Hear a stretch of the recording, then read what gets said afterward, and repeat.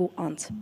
Շատ կարևոր ևս մեկ տեղեկատվություն, ինչպես գիտեք, նախօրեին ավտոբուսներ մեկնել էին Ստեփանակերտ եւ այսօր 1560 մարդու տեղափոխել են արդեն իսկ Գորիս։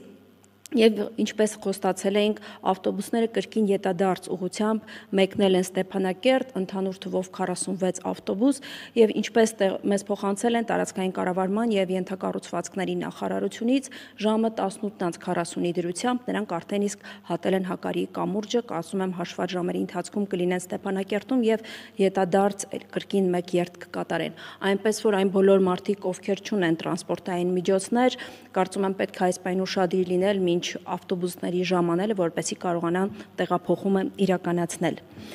Հարգելի հայրենակիցներ, տեղեկացնեմ որոշ տվյալներ փոխանցեմ, որոնք կապված են առողջապահության ոլորտի հետ։ Հայաստանյան բժշկական հաստատություններում այս պահին բուժում է ստանում 405 բուժառու։ Նրանք ամենատարբեր առողջական խնդիրներով դիմել են բժշկական հաստատություններ եւ նշեմ, որ նրանցից 337-ը վերջին ռազմական գործողությունների ու պայթյունի հետևանքով տուժած քաղաքացիներ են։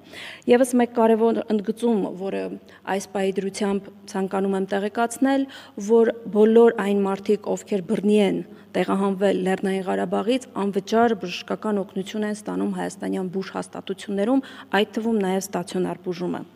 Նշեմ, որ 10 երեխա այս պահին գտնվում է վերակենդանացման բաժանմունքում, ցավոք սրտի նրանցից 5-ի վիճակը բավականին ծանր է, մեկի վիճակը ծայրահեղ ծանր։ Շուտափույթ առողջություն ենք մաղթում բոլոր նրանց, ովքեր գտնվում են այս պահին բուժման ընթացքում։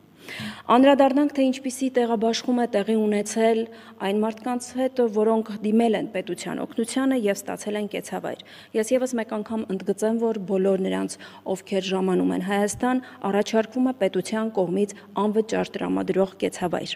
Այս պահի դրությամբ տվյալների համաձայն 27396 անձ օգտվել է այդ աջակցությունից։ Ըստ մարզերի ներկայացնեմ, Արագածոտն 1617, Արարատ 6139, Արմավիր 2749, Գեղարքունիք 2398, Լոռի 1404, Կոտայք 7078, Շիրակ 1067, Սյունիք 2094,